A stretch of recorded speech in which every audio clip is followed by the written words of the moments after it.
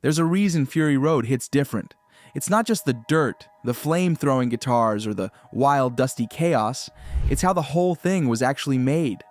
George Miller had all the CGI tools in the world, but he chose real crashes, real flips, real danger. Not to show off, but because it meant something more. Something raw.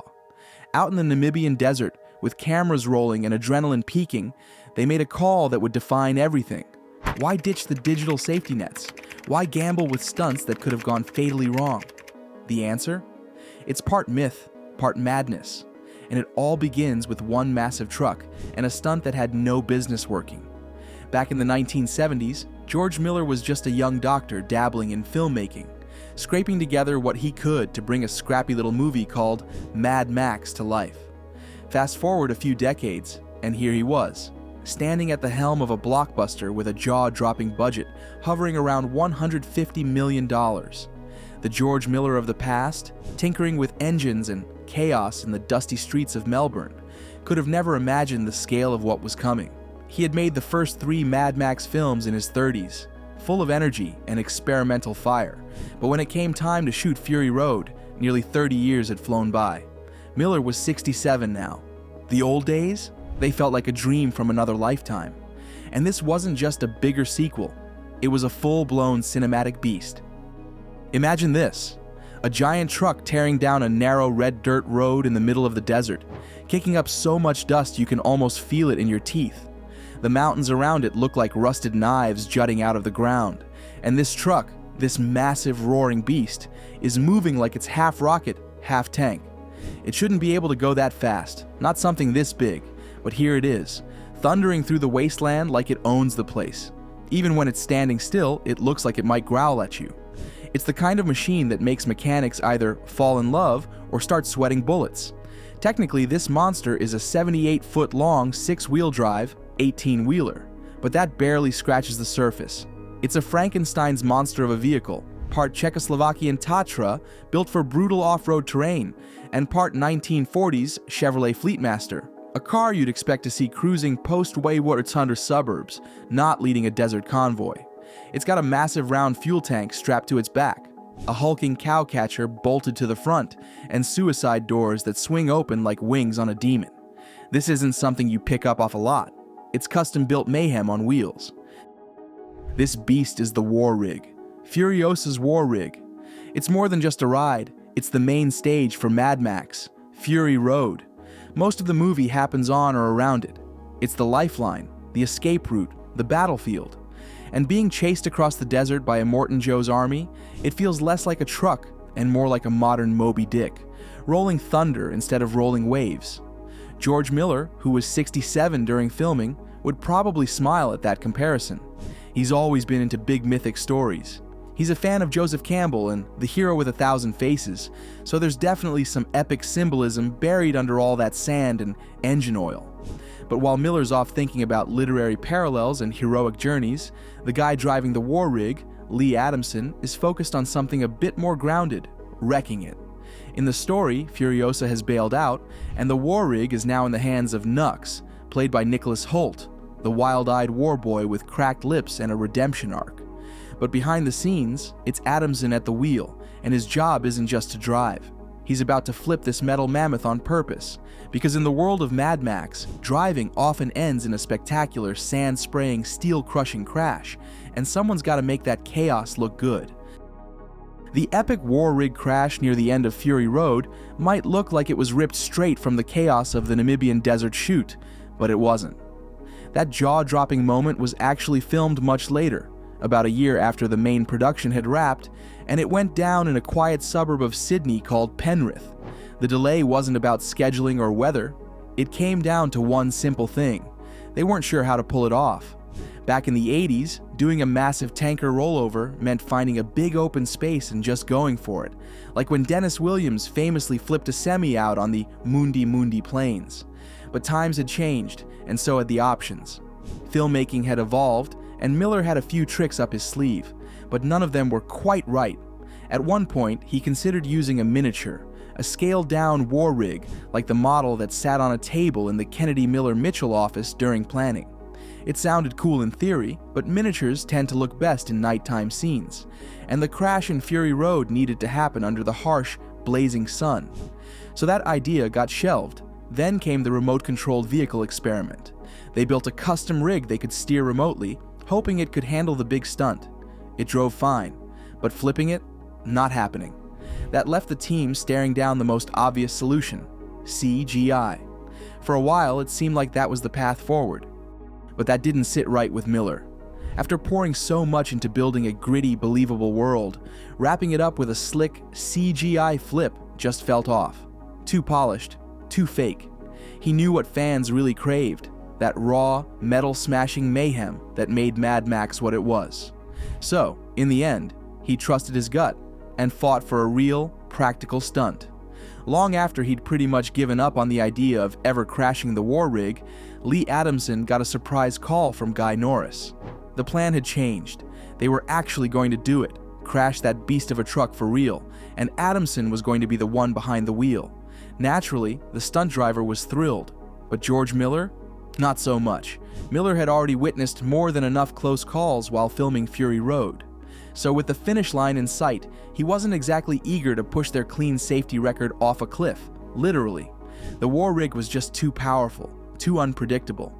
And while the team assured him everything would go according to plan, Miller knew better than to trust even the best-laid stunt. One small thing goes wrong, and that's it. Adamson got it too. He knew this wasn't just about skill. It was about timing, teamwork, and a whole lot of luck.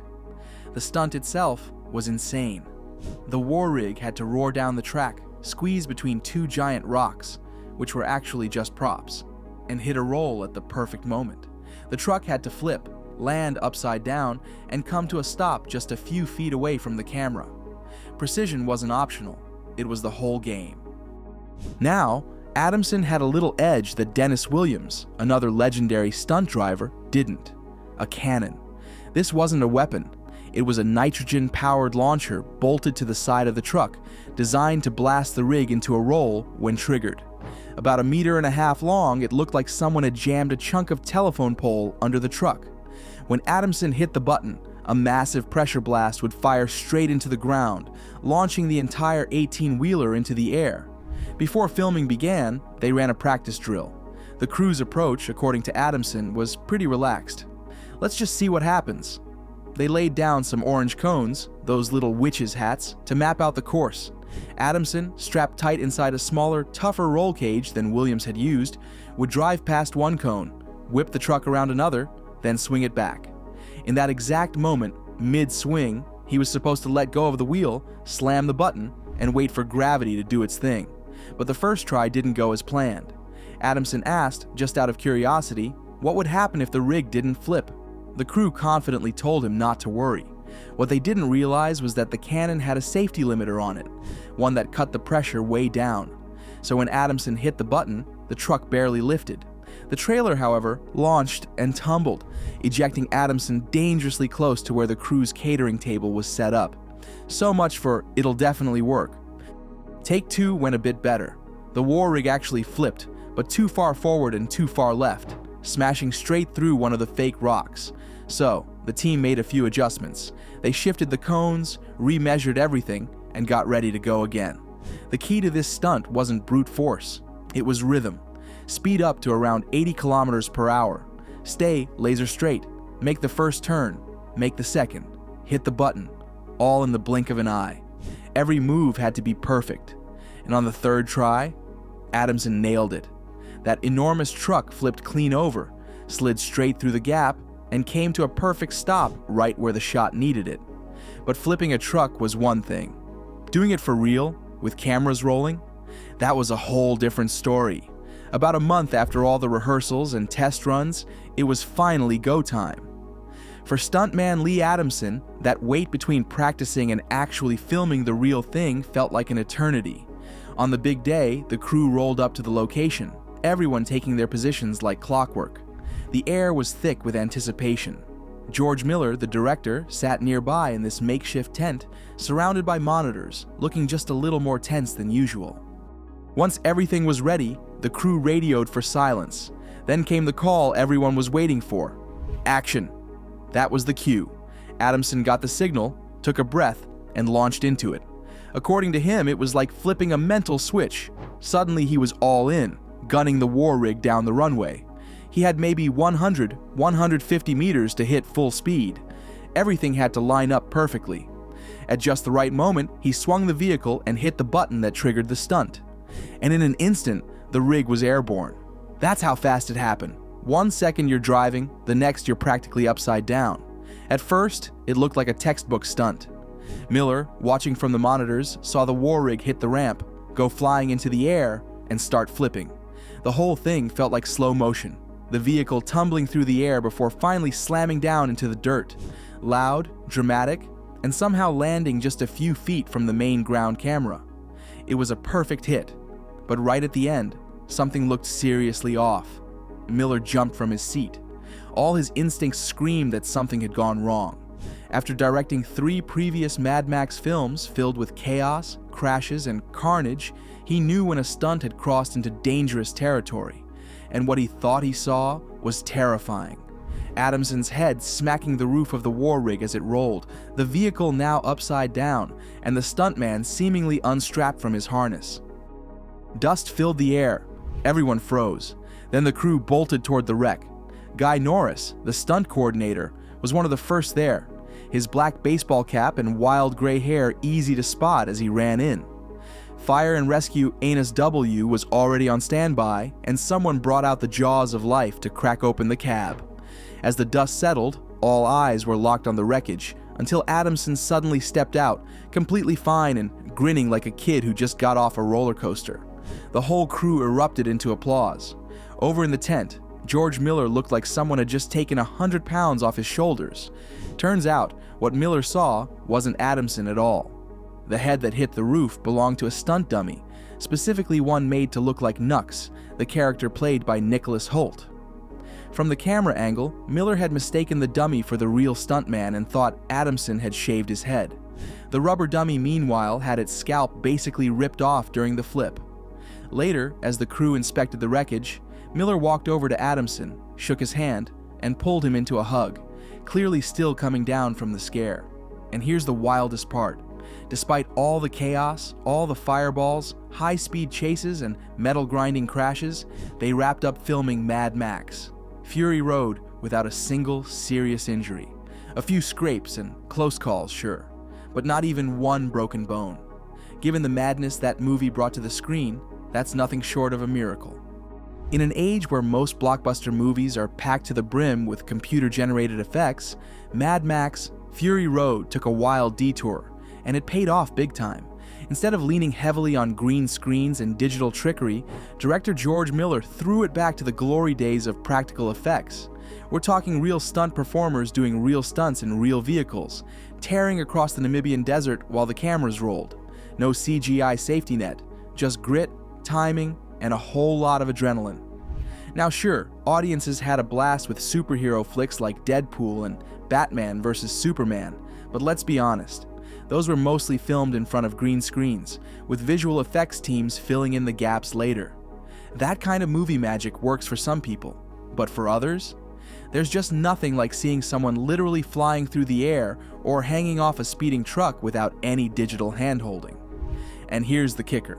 Despite being mostly free of heavy CGI, Fury Road walked away with the Oscar for Best Visual Effects. Yeah, the same category usually dominated by movies like Avatar or anything with a spaceship. It also won Motion Picture of the Year and racked up over 200 other awards. That's not just impressive, it's legendary. In a world of pixels and post-production, Fury Road proved that raw, real action still has the power to blow everyone away. Thank you for watching. If you enjoyed it, please like, subscribe, comment, and turn on post notifications to stay updated with our latest content.